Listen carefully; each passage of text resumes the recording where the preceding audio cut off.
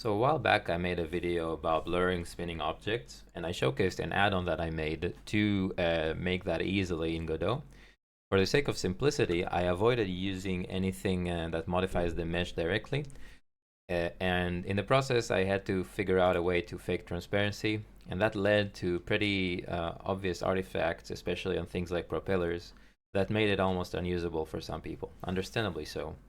And I knew about a solution. I thought I'd explore it this time, and I actually did. So let me show you what I've got.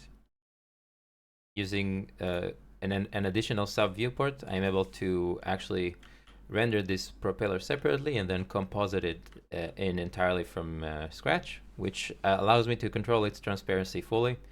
So as you can see, this propeller here is actually much nicer looking, much crisper. It's actually two propellers I stacked on top of each other.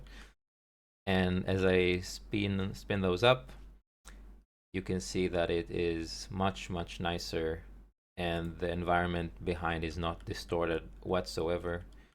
There's still a bit of a silhouetting. There's not much I can get away.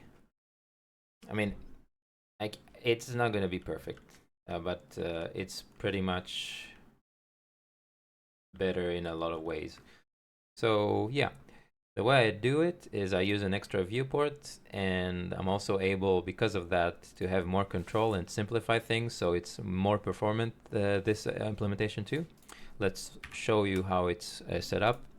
It's the same setup as before, but this time the meshes need to be rendered to layer 2 exclusively, and the camera has to ignore layer 2, the main camera of your game. Let's add radial blur mesh from the add-ons folder. The scene of the radial blur mesh from the add-ons folder must be done this way.